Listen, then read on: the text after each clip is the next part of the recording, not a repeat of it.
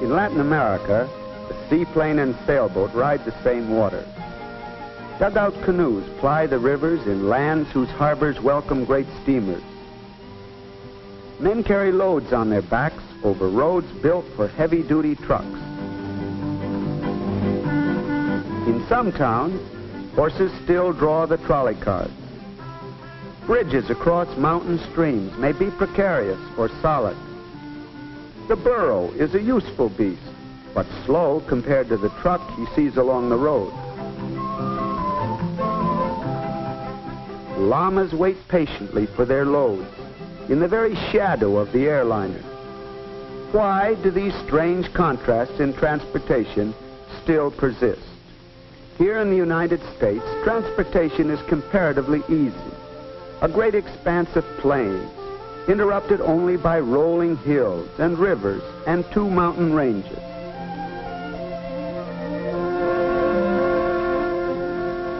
But in Mexico, roads and railroads are hard to build, hard to maintain. Look at Mexico's topography. For the most part, a high plateau, jagged with canyons or thickly forested, 8,000 feet above the sea. The earth is dry and hard. Or compare the contour of our own land with another region, South America at the equator. In the west, the Andes rise in the highest walls human transportation has ever tried to scale.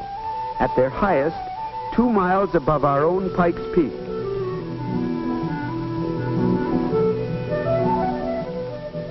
In the east are the almost impenetrable tropical rainforests of the Amazon and Orinoco.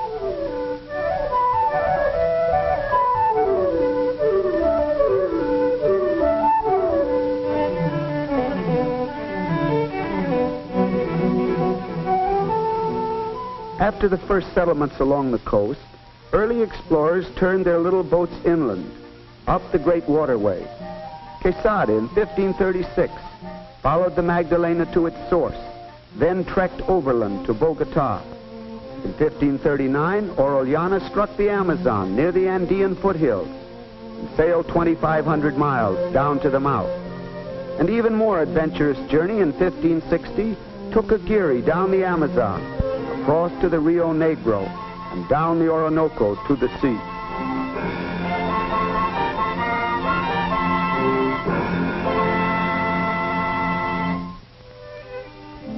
The dream of gold eventually drove most of the explorers away from the river trails, to prosper or to perish beyond the Andes.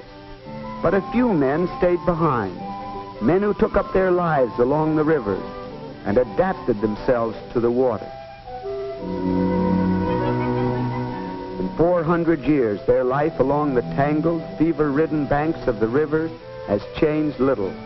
They gather the harvests of the jungle and bring them many hundreds of miles down the river to the trading towns, living and traveling on their crude boats. The river people have seen boom towns, born of rubber and gold, spring up, flourish for a while, then sink back into the slow rhythm of river life.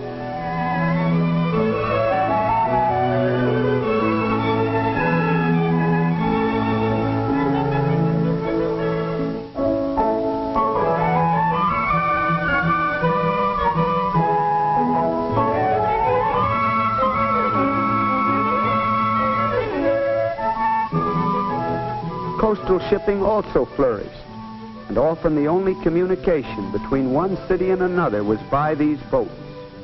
No roads, no railroads, only ships.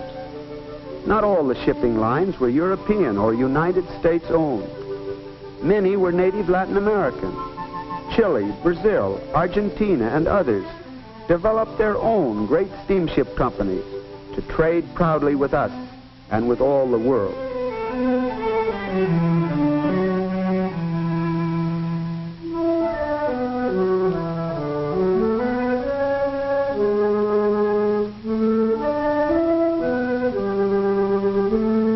In the early days, Spain and Portugal made tyrannical laws which acted as barriers to all trade, except with the mother countries.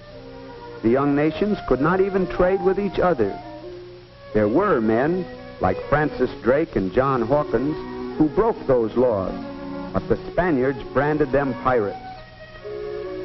The laws are no more, but there is still little trade between the nations, and few roads cross their borders.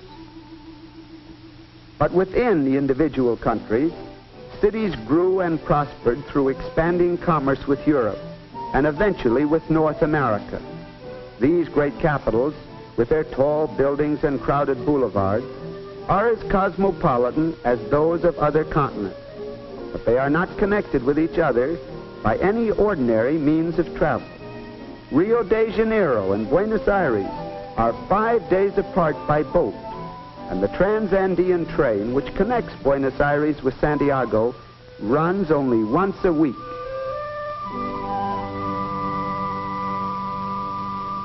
In only one section of Latin America have railroads been widely developed, in the plains and pampas of southern Brazil, of Uruguay and Argentina. Mexico has few lines to knit the country together. In Central America, because of the mountains which form natural boundaries, not all of the countries have been linked by rail. In Brazil, the picture is even more unusual, for here there are only tiny spur lines running from the coastal cities into the interior to pick up the riches of the jungle, but which never connect one city with another. There is another situation in Latin American transportation which is strange to us.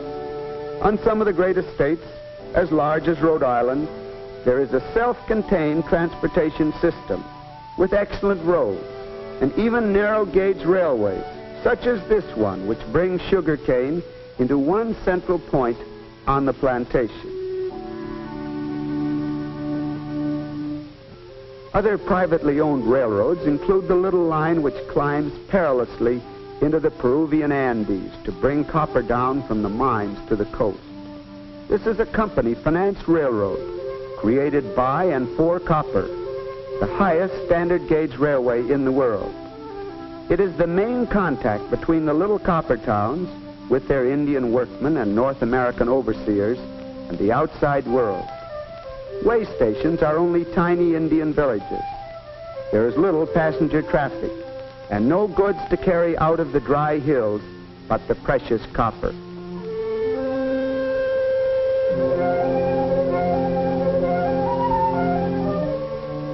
Here the copper slabs are made to be carried across the steep, narrow mountain passes down to the sea and on to the factories in the north.